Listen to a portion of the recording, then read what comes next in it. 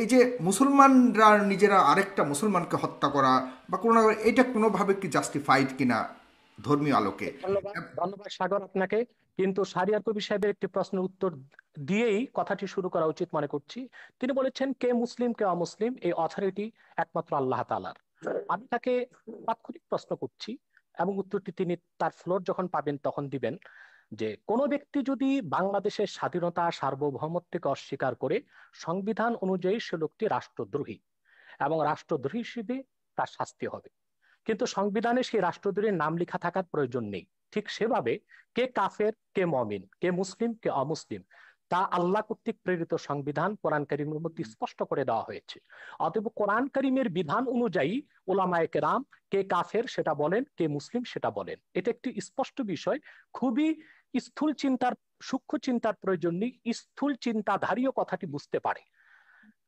কোন ব্যক্তি যদি স্বাধীনতা সার্বভৌমত্ব অস্বীকার করে, এখন তাকে যদি আমাকে রাষ্ট্র হত্যা রাষ্ট্রদ্রোহী বলে, লেখাটা কি সে যদি সে রেখে যদি বলে সে যদি বলে কিছু কিছু যে কিছু সংবিধান প্রশ্ন আমার সাথে নামে সাথে লেখা আমরা নেই। নিতে পারি। আমরা শাহরিয়ার কবির কিছু একটু জিজ্ঞাসা একটু করতে শেষ চাচ্ছেন, করছি, আপনি শেষ যদি করছি, নেন তাহলে আপনার কথা শেষ বলতে করছি। সুবিধা হবে। আমি একটু শেষ করছি, আবার শুনবো। অতএব কোরআন কারিমে আল্লাহ স্পষ্ট বলে দিয়েছেন মা ইউজাদুলু ফি আয়াতিল্লাহি ইল্লাল্লাযিনা কাফারু। আল্লাহর কোরআনের আয়াতে যে সন্দেহ করে অস্বীকার করে সে কাফের ছাড়া কিছুই নয়। এখন কোরআন কারিমের ৬,৬৬৬ খানা আয়াতের কোন একটি আয়াতকে কেউ যদি অস্বীকার করে, আল্লাহর সিদ্ধান্ত অনুযায়ী আমি তাকে কাফের বলবো। তাকে যে কাফের বলবে না সেও কাফের হয়ে যাবে। তবে তার শাস্তি কি হবে সেটাও কোরআন নির্ধারণ করে দিয়েছে, হাদিস নির্ধারণ করে দিয়েছে। দ্বিতীয় যে কথা তিনি বলেছেন আইএস এর কথা, জিহাদের কথা, সবচেয়ে আফসোসের বিষয়, জিহাদ সম্পর্কে ইসলাম কি বলে আমাদের ধারণাটা মোটেও নেই। আইএস কে আমরা প্রকৃত মুসলিম তো মনেও করি না। সেটা কি মুসলমান দায়ী? আইএস এর প্রতিটি অস্ত্রের গায়ে লেখা ছিল, অস্ত্রের গায়ে it is the property of United state of America. Is এর অস্ত্রগুলো আমেরিকার দেওয়া। ইসলাম ও মুসলমানের চিরশত্রু আমেরিকা জিহাদ করার জন্য আইএস কে অস্ত্র দিবে কেন? তাতে তো বোঝা যায় দাল মে কুছ কালা হয়, কালা হয়। সন্ত্রাস ছড়িয়ে তার দায়ভার ইসলামের উপর দেওয়ার একটি নিউ কনজারভেটিভ ইহুদি খ্রিস্টানদের রক্ষণশীল সমাজের একটি অপচেষ্টা ছাড়া আর কিছু নয়। কিন্তু সবচেয়ে বড় কথা হচ্ছে, যারা অস্ত্র হাতে মধ্যপ্রাচ্যে জিহাদ করছে তাদেরকে আমরা সন্ত্রাসী বললাম, কিন্তু সেই সন্ত্রাস তৈরির পিছনে যারা ক্ষেত্র প্রস্তুত করলো তাদেরকে আমরা অপবাদ দিচ্ছি না কেন? আমেরিকা ইরাকে হামলা করেছে, অজুহাত ছিল সেখানে কেমিক্যাল উইপন আছে, রাসায়নিক অস্ত্র আছে।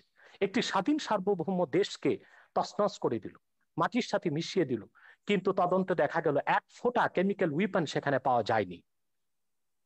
এখন সেখানে ইরাকের মুসলমানরা যদি তাদের স্বাধীনতা সার্বভৌমত্বের জন্য, তাদের অধিকারকে রক্ষার জন্য অস্ত্র হাতে তুলে নেয়, সেই জিহাদ সন্ত্রাস হয়ে যাবে?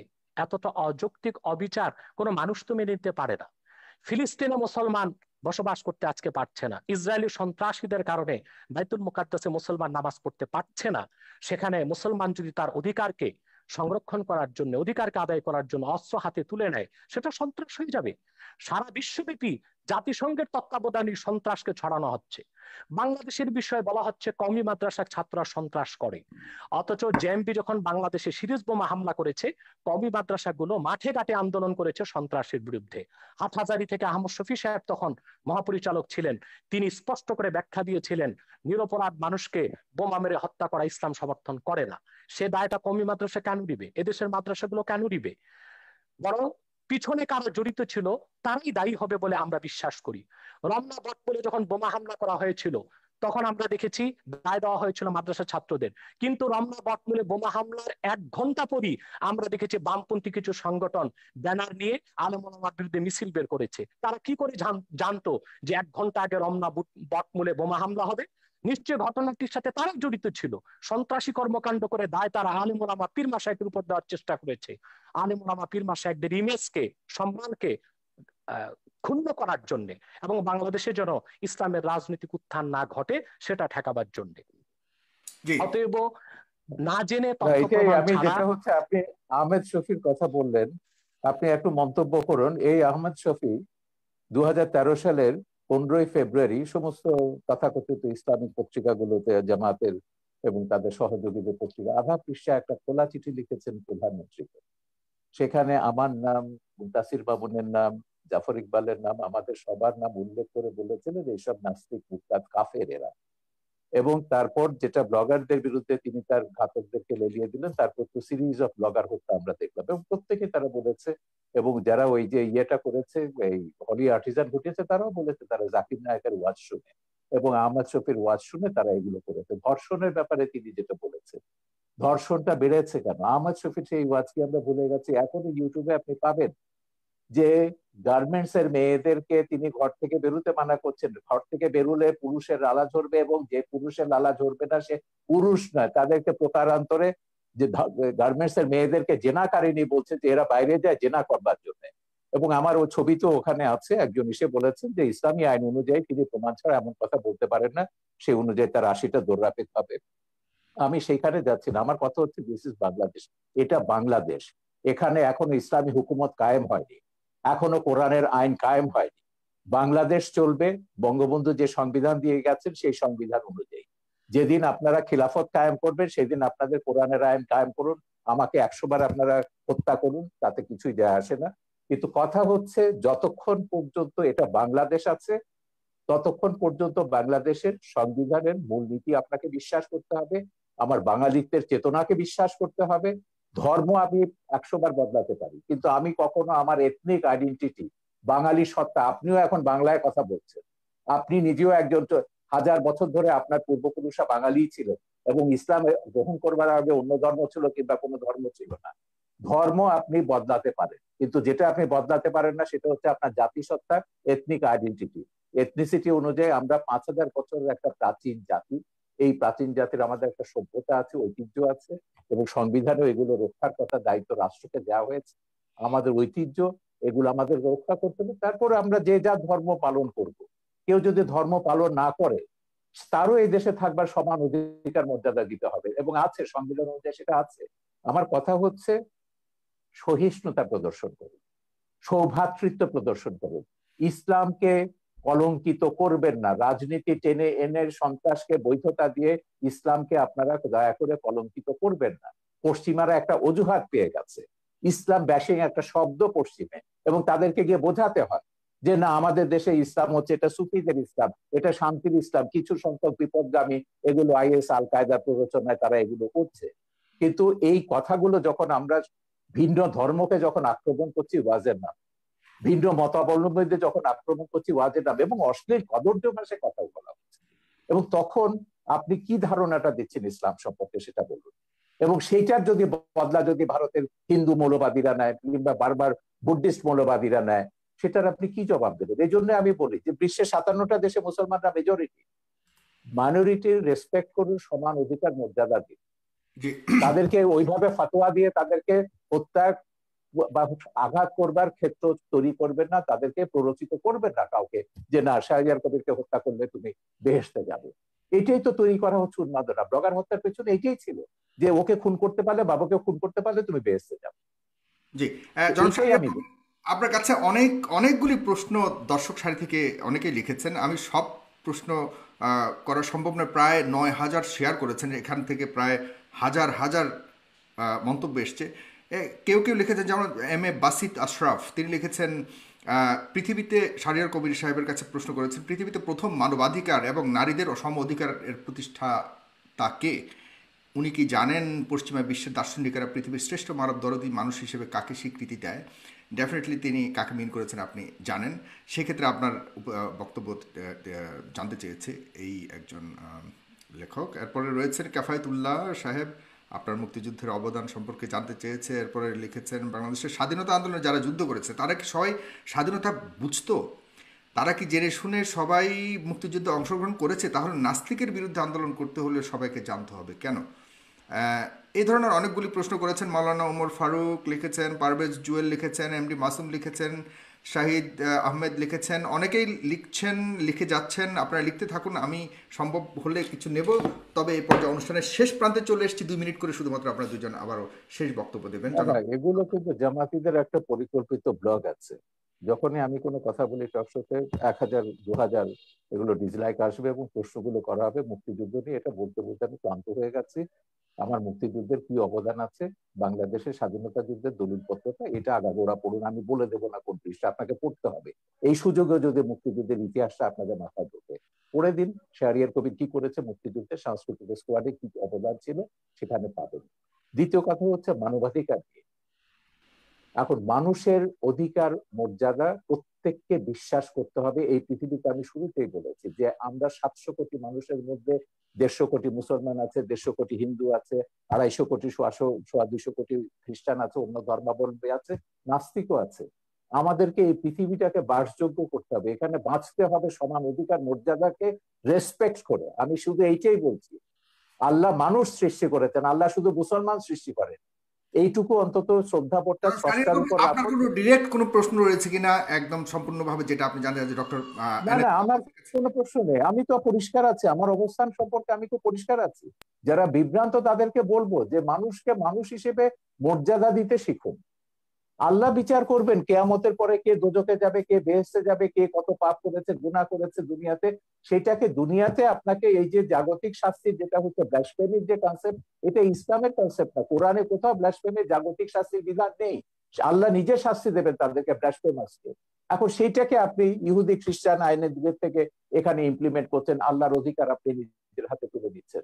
আমার কথা হচ্ছে, বাংলাদেশে তো অন্য ধর্মের মানুষ আছে, 57টা দেশে মুসলমানরা মেজরিটি। এখন আমি যদি এখানে মেজরিটি রুল চাপাই, অন্যান্য দেশগুলোতে যখন তারা তাদের মেজরিটি রুল চাপাবে, সেই সব দেশের মুসলমানদের নির্যাতনের দায়িত্ব, ভারত বলুন, শ্রীলঙ্কা বলুন, কিংবা মায়ানমারের মুসলমানদের নির্যাতনের দায়িত্ব কিন্তু আমাদের মোল্লাদেরকে নিতে হবে। তারা যখন হিন্দুদের উপর, বৌদ্ধদের উপর নির্যাতন করবেন, রামুর মতো ঘটনা ঘটাবেন, নাসিরনগরের মতো ঘটনা ঘটাবেন, বা 2001 সালে নির্বাচনের সময়কার মতো ঘটনা ঘটাবেন, তো সেইটাই আমরা বলছি। আমাদের এখানে সব ধর্মের মানুষ সমান অধিকার মর্যাদা নিয়ে বাস করবে। সব ধর্মের মানুষ মুক্তিযুদ্ধে অংশ নিয়েছে। মুক্তিযুদ্ধে আমাদের কি স্লোগান ছিল, মুজিবনগর সরকারের পোস্টার দেখুন, বক্তৃতা দেখুন, নীতি নির্ধারকরা কি বলেছেন, পরিষ্কার হয়ে গেছে। যুদ্ধের ভেতর দিয়ে আমাদেরকে ভাস্কর্য নিয়ে আপনার কাছ থেকে জাস্ট 1 সেকেন্ড, 5 সেকেন্ড ভাস্কর্য নিয়ে আপনার বক্তব্য শুনতে চাই, যেটা অতি সম্প্রতি অনেক আলোচিত হয়েছে। ভাস্কর্য যখন আমি মিশরে ছিল, মুসলিম ব্রাদারহুড যখন এটা নিয়ে একটা বিতর্ক, সালাফিরা বিতর্ক তুলেছিল, স্ফিংস থাকতে পারবে না। স্ফিংস এটা পৌত্তলিকতা এবং ভাস্কর্যতা। সেখানে একটা সুভেনির বিক্রি করতে, একজন সুভেনির বিক্রি এবং বেশ লম্বা দাড়িওয়ালা, চোখা পড়া, এই সাথে হুজুর টাইপের। আমি সুভেনি কিনতে বললাম, আমি তুমি ওহাবিরা সালাফিরা ওহাবি না, সালাফিরা সেখানে বলছে যে কি এটা তো হারাম ইসে। বলে দেখো, এটা হচ্ছে আমাদের সংস্কৃতি। ধর্ম আর সংস্কৃতি এক জিনিস না। সংস্কৃতিটা হচ্ছে খ্রিস্টান মুসলমান নির্বিশেষে, এটা সবগুলো আমাদের সংস্কৃতির অন্তর্গত। সালাফিরা দাবি করেছিল, মুসলিম ব্রাদারহুড তখন ক্ষমতায় ছিল, তারা সেটা ভাঙেনি। তিনি যে বলছেন যেসব দেশ খেলাফতের দিকে যাচ্ছে, বিশেষ করে তুরস্কের কথা তিনি উল্লেখ করলেন, হ্যাঁ তুরস্ক খেলাফতের কথা বলছে, একটা ভাস্কর্য ভেঙেছে, উল্টো তারা নাকি এখন বঙ্গবন্ধুর ভাস্কর্য বসাবে আঙ্কারাতে।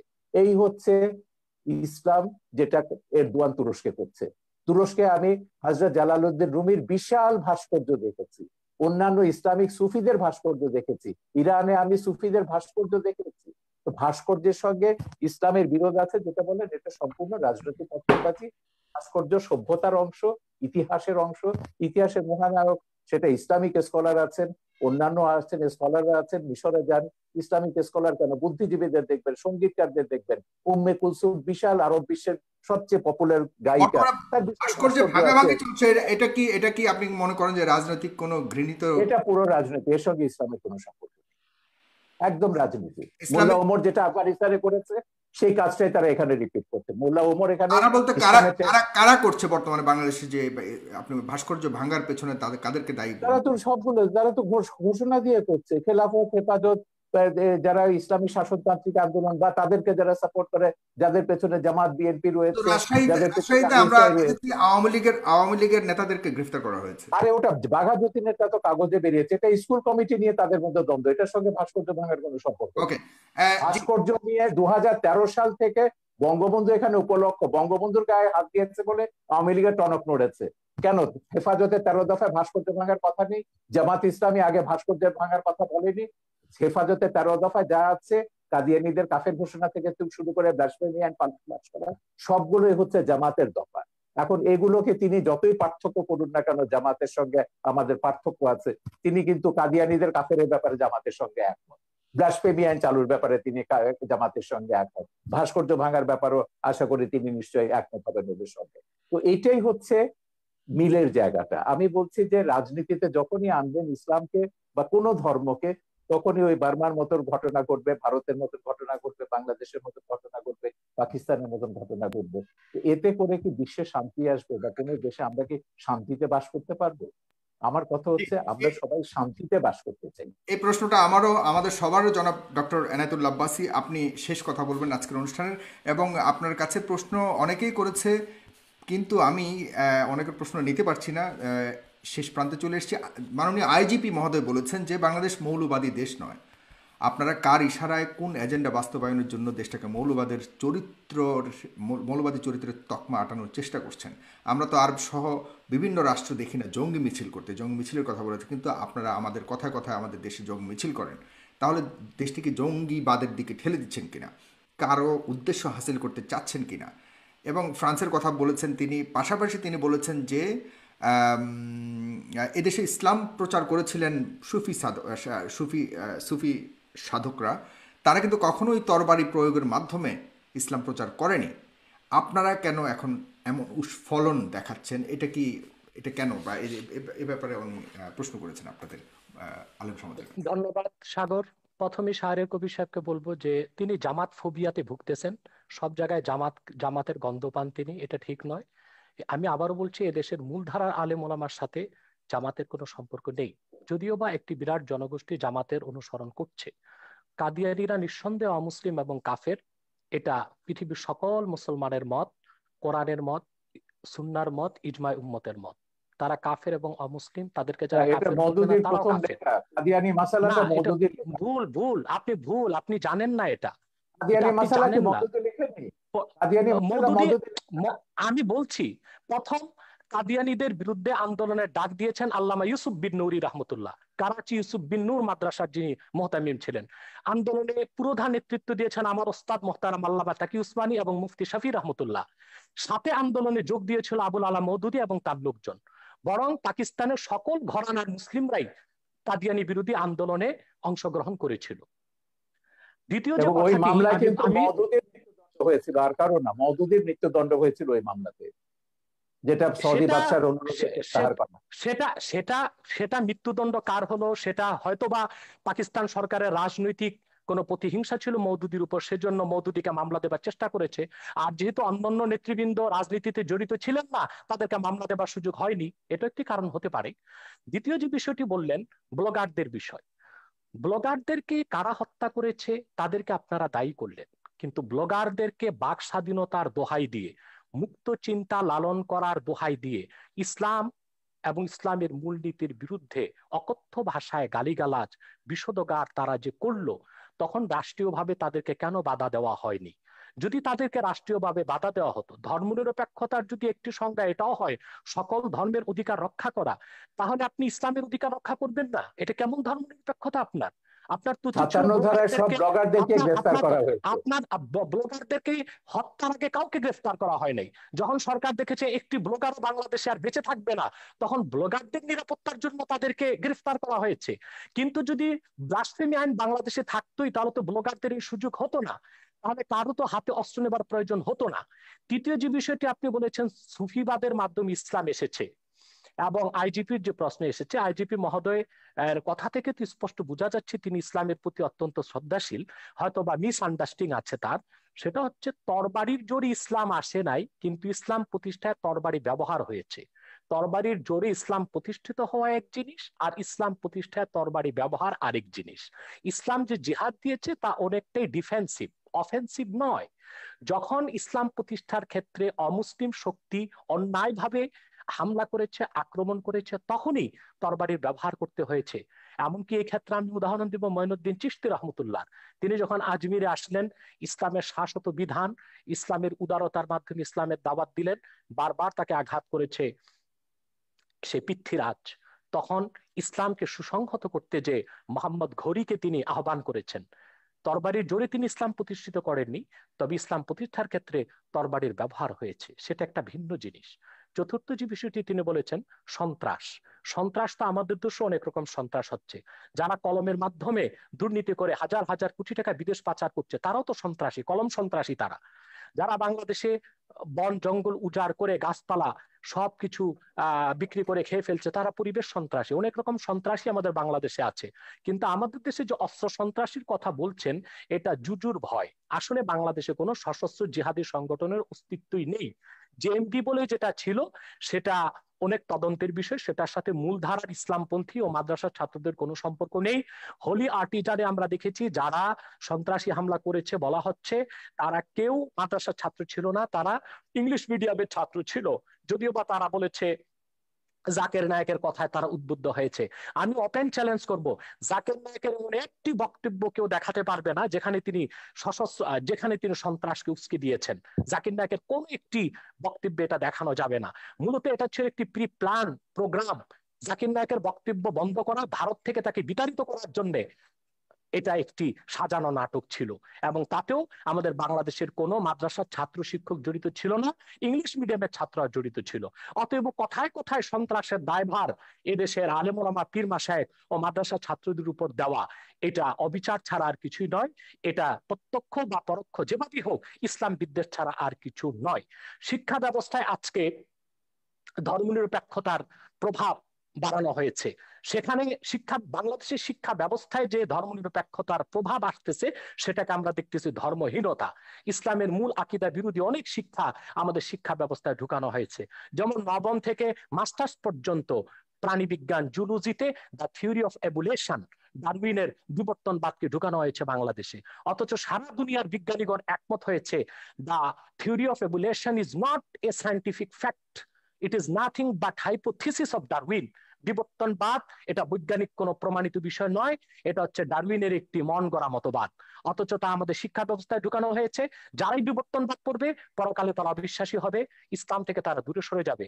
অত্যন্ত কৌশলে ধর্মনিরপেক্ষতা যে সংজ্ঞাতেই আমাদের দেশে বলা হোক, বঙ্গবন্ধু যে সংজ্ঞায় ধর্মনিরপেক্ষতার কথা বলেছিলেন, আজ ধর্মনিরপেক্ষতার ধ্বজাধারীরা বঙ্গবন্ধু সেই আদর্শে নেই।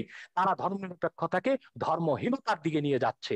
অতএব যদি প্রকৃত অর্থেই বঙ্গবন্ধুর ধর্মনিরপেক্ষতাকে সংবিধানে প্রতিষ্ঠিত করা হয়, সেটা ধর্মহীনতা নয়, বরং তার নাম পরিবর্তন করে এমন একটি নাম দেওয়া দরকার যেটার সাথে ধর্মনিরপেক্ষতার কোনো সম্পর্ক প্রমাণিত হবে না। ধন্যবাদ। ধর্মনিরপেক্ষতা বঙ্গবন্ধুর দেয়া নাম। সেকুলারিজম বাংলা তর্জমা তিনি ধর্মনিরপেক্ষতায় করেছেন। রাষ্ট্র ধর্মের ব্যাপারে নিরপেক্ষ থাকবে, সব নাগরিক সমান অধিকার মর্যাদা ভোগ করবে, এটাই হচ্ছে বঙ্গবন্ধুর ধর্মনিরপেক্ষতার সারকথা। প্রত্যেক নাগরিক তার নিজের ধর্ম পালন করবে, ধর্ম পালনের স্বাধীনতা থাকবে, কিন্তু আপনি আপনার ধর্ম আরেকজনের উপর জোর করে চাপাতে পারবেন না, আরেকজনকে হত্যার প্ররোচনা দিতে পারবেন না। বাংলাদেশে কোন মুসলিম চিন্তাবিদ ইসলাম ধর্মকে অন্যের উপর চাপিয়ে দেবার চেষ্টা করেননি, এর কোন নজির আপনারা দেখাতে পারবেন না। আমি নিজে ওয়াজ করি, আপনি ওয়াজ শুনেছেন না আওয়াজ শুনেছেন আমি জানি না। কোরআন সুন্নাহ বিরোধী যেটা হয় সেটা ওয়াজ নয়, সেটা আওয়াজ। বাংলাদেশে অনেক নিম্নমানের বক্তব্য বের হয়ে গিয়েছে যারা গলাবাজির মাধ্যমে ওয়াজ করতেছে, সেটাকে আমরা ওয়াজ বলি না, সেটাকে আমরা আওয়াজ বলি। তাদের বক্তব্য দেলোয়ার হোসেন সাঈদীর ওয়াজকেও আপনি ওয়াজ বলবেন না? সাঈদী সাহেব তো দীর্ঘদিন যাবৎ ময়দানে নেই। তার ওয়াজ কিন্তু ইউটিউবে আছে, তার বহু ওয়াজ ইউটিউবে আছে, আমার ছবিতেও আছে। বলুন তিনি একজন প্রকৃত ওয়াজকারী কিনা। তিনি বলেছেন যে অন্য ধর্মের মানুষকে হত্যা করতে,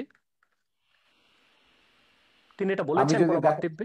আমি যদি দেখাতে পারি, আমি তার এক বক্তব্য শুনেছি, আমি নিজে দেখেছি। আমি আপনাকে বলি, এদের যে ওই যে মুফতি হান্নানের উপর যে ছবিটা বানিয়েছি, যে সাঈদীর একজন খুব ঘনিষ্ঠ অনুসারী ছিল যখন সে জামাত করতো, সে প্রত্যেকের নাম ধরে বলেছে, শামসুর রহমান থেকে শুরু করে হুমায়ুন আজাদ থেকে শুরু করে তসলিমা। আমি বলে দেখে লেখা পড়েছে, বলে না লেখা পড়েনি, কিন্তু আমাদের হুজুররা বলেছেন এরা ইসলাম বিরোধী, এরা মুরতাদ, এরা কাফের এবং এরা ওয়াজিবুল কাতল, ওদেরকে যেখানে পাওয়া যাবে সেখানে হত্যা করতে হবে। এটা পড়ছে, তার জিহাদ ছবিতে আমি দেখেছি। ওয়াজের সাঈদীর বক্তব্য আছে, হান্নানের বক্তব্য আছে, মুফতি হান্নানের বক্তব্য আছে, একটু দেখে নিন, ইউটিউবে পাবেন।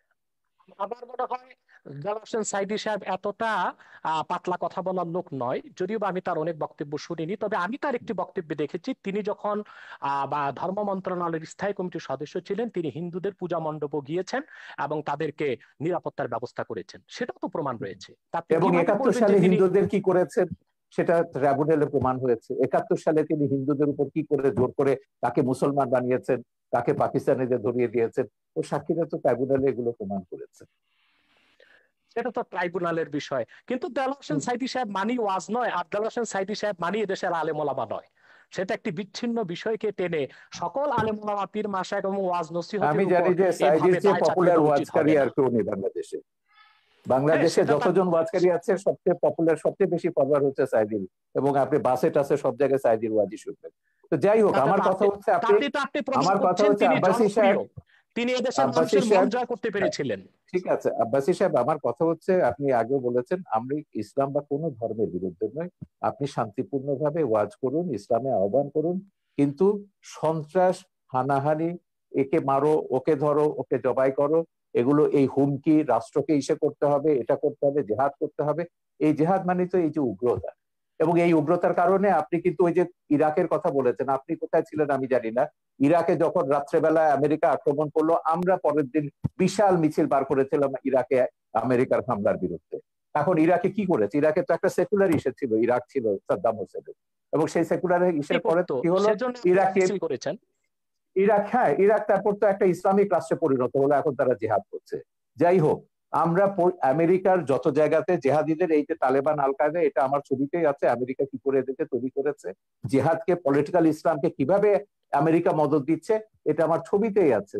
সোভিয়েত ইউনিয়নকে ধ্বংস করবার জন্য আমেরিকা পলিটিক্যাল ইসলামকে সবুজ বলয় তৈরি করেছে লাল বলয়ের পাশে। এটা আজকে সর্বজন বিদিত সত্য। আমেরিকা এখন প্রতিযোগী করে, এখন তারা নিজেরা ফ্রাঙ্কেনস্টাইনের ভয় দেখছে, 9/11-এর মতো ঘটনা করছে। তো আমেরিকানদের বলেছে, জামাত ইসলামীকে তো এখনো তারা মডারেট ইসলামিক পার্টি মনে করে, এখনো জামাত প্রেম তাদের কাটেনি। পরশুদিন আমেরিকার স্টেট ডিপার্টমেন্টের সঙ্গে আমাদের একটা দীর্ঘ ওয়েবিনার হয়েছে। তো আমেরিকা বলুন, আমেরিকার শয়তানিও আমরা জানি, ধর্ম নিয়ে যারাই রাজনীতি করেছে তারাই সংখ্যালঘুদের উপর, মানুষের সমান অধিকার মর্যাদার উপর আঘাত করেছে। এগুলো আমাদের ভুলে যেতে হবে। আমাদের কথা হচ্ছে সমাজে সংখ্যাগরিষ্ঠ থাকবে, সংখ্যালঘিষ্ঠ থাকবে, আস্তিক থাকবে, নাস্তিক থাকবে। আমাদের কি করে আমরা শান্তিতে বাস করব, দেশটাকে এগিয়ে নিয়ে যাব। আপনি ধর্ম প্রচার করুন না, শান্তিপূর্ণভাবে ধর্ম প্রচার করার অধিকার তো সংবিধান আপনাকে দিয়েছে।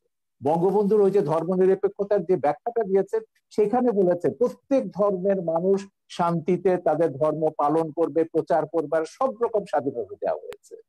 কেন একটা ধর্ম আপনাকে জোর করে অন্যের উপর চাপিয়ে দিতে হবে?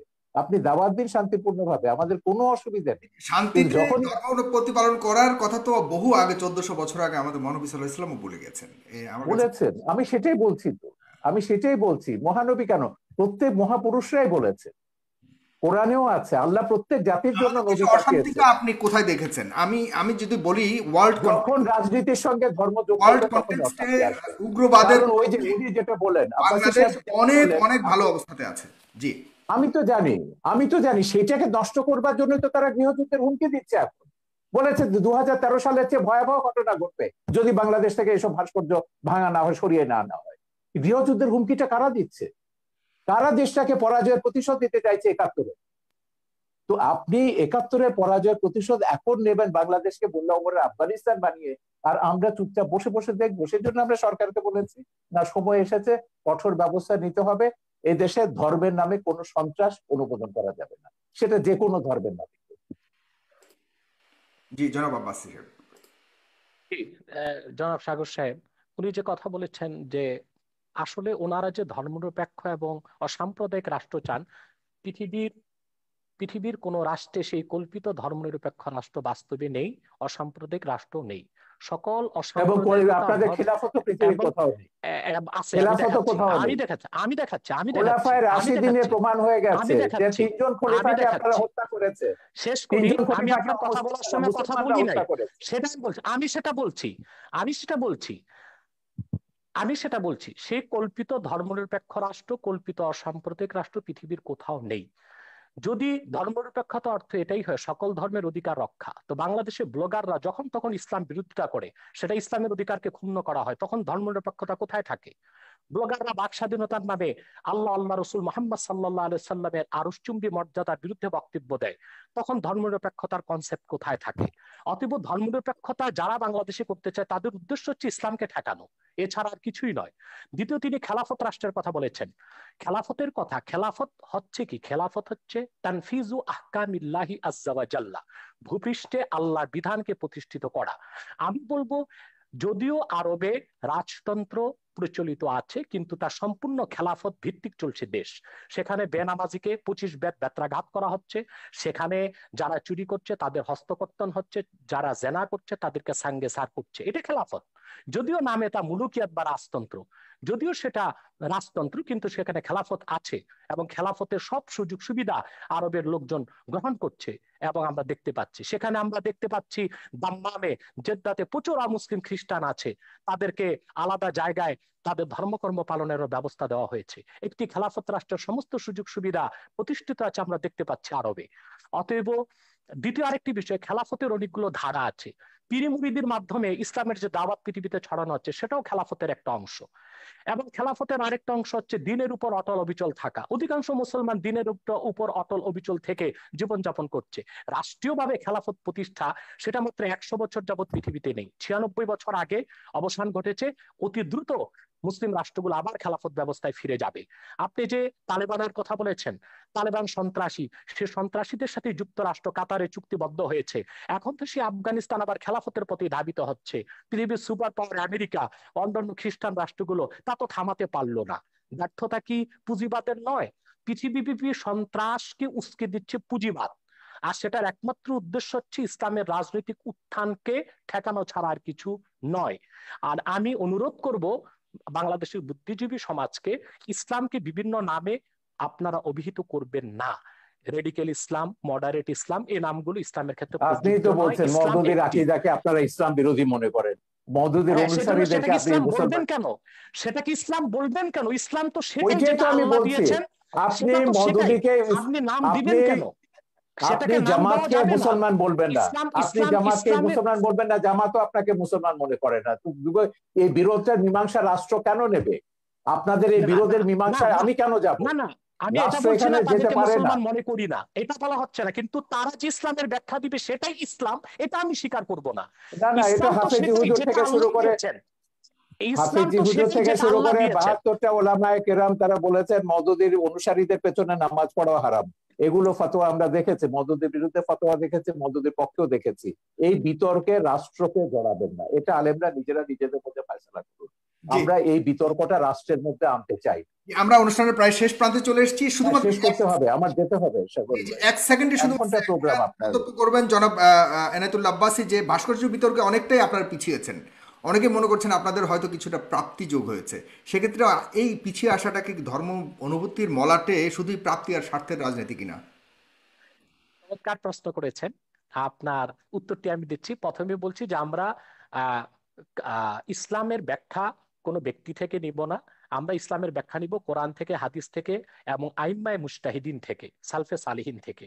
অন্য কোনো ব্যক্তি বা অন্য কোনো ব্যক্তির কোনো ব্যাখ্যা আমরা যদি কোরআন সুন্নাহ মোতাবেক হয় সেটা গ্রহণ করব, নতুবা সেটা পরিত্যাজ্য। যে কথাটি বলছেন আপনি ভাস্কর্যের ব্যাপারে, যে ভাস্কর্যের ব্যাপারে আমার আন্দোলনটা ছিল অরাজনৈতিক বিরুদ্ধে, আর অনেকে করেছেন রাজনৈতিক ভাবে। পথে ঘাটে আপনি যারা করেছেন আন্দোলন বলতে কাকে করেছেন, বোঝাচ্ছেন? যে যারা হেফাজতের নেতৃবৃন্দ বা অন্য যারা করেছেন, তারা যেহেতু রাজনৈতিক দল তাদের, সেজন্য তারা রাজনৈতিক ভাবে করেছেন। আর অরাজনৈতিক ভাবে আমরা আমাদের অবস্থান থেকে ভাস্কর্যের ব্যাপারে ইসলামের সুস্পষ্ট ব্যাখ্যা তুলে ধরেছি, যে ভাস্কর্য মিশরে আছে, তুরস্কে আছে, এগুলো কোনো দলিল নয়। কোরআন সুন্নাহ মোতাবেক ভাস্কর্য ইসলামে নিষিদ্ধ। অতএব রাষ্ট্রীয় পৃষ্ঠপোষকতায় তা যদি হয়, তাহলে বৃহত্তম মুসলমানদের অনুভূতিতে আঘাত লাগবে। বাকি যারা রাজনৈতিক ভাবে একটু নমনীয়তা অবলম্বন একই করছেন, একই কথা আমি বলেছেন বাবুনগরী, এরা মামুনুল হকরা কিন্তু একই কথা বলেছেন আপনি যেটা বলছেন। আমি একটু আমার শেষ সঙ্গে করি। টকশোতে আমি মামুনুল হক একই কথা বলছেন। আমি একটু শেষ করি। দ্বিতীয়, তারা যারা এখন নমনীয়তার পথ অবলম্বন করেছে, আমি তো তাদেরকে ধন্যবাদ দিব। তারা পরমসহিষ্ণুতাকে প্রকাশ করেছে। অর্থাৎ তারা আসলে ভাঙচুরে বিশ্বাসী নয়, তারা সন্ত্রাস সহিংসতায় বিশ্বাসী নয়। তারা রাজনৈতিক ভাষা, আন্দোলনের ভাষায় সরকারকে মেসেজ দিয়েছে যে দেশের অধিক সংখ্যক মুসলমান ভাস্কর্যকে চায় না, অতএব ভাস্কর্য না করা হোক, এটা মুসলমানদের অনুভূতির প্রতি শ্রদ্ধা দেখানো হোক। আর দ্বিতীয়ত, ভাস্কর্যের বিপক্ষে যারা আন্দোলন করেছে, কথা বলেছে, কেউ পারচেজ করেছে কি না, রাজনৈতিক স্বার্থে করেছে কি না, সেটা তাদের ব্যক্তিগত বিষয়। সেটার সাথে বৃহত্তর মুসলিম সমাজ ও অরাজনৈতিক আলেম ওলামাদের কোনো সম্পর্ক নেই। অরাজনৈতিক আলেম ওলামা ও বৃহৎ স্বার্থে যে এদেশের বৃহৎ মুসলিম সমাজ যে বিরোধিতা করছে, তা একান্তই ইসলামের অনুভূতি থেকে। দ্বিতীয়ত, যারা নমনীয়তা এখন অবলম্বন করছে, আমি তো শুনতে পেরেছি যে স্বরাষ্ট্রমন্ত্রী মহোদয়ের সাথে তারা সাক্ষাৎ করেছেন এবং স্বরাষ্ট্রমন্ত্রী মহোদয় তাদেরকে আশ্বাস দিয়েছেন যে অনতিবিলম্বেই সরকার আলেম ওলামার সাথে বসবেন এবং সুন্দর একটি সুরাহা বের করার চেষ্টা করবেন। যদি রাষ্ট্রের পক্ষ থেকে এই ধরনের আশ্বাস দেওয়া হয়, সেখানে তো আর আন্দোলন করে মাঠ গরম করার কোনো প্রয়োজন নেই। অতএব ওলামায়ে কেরাম যারা এখন শীতলতা অবলম্বন করেছেন, আমি মনে করি তারা প্রজ্ঞার পরিচয় দিয়েছেন। জি, অনেক ধন্যবাদ জনাব শাহরিয়ার কবির, আপনি অনেক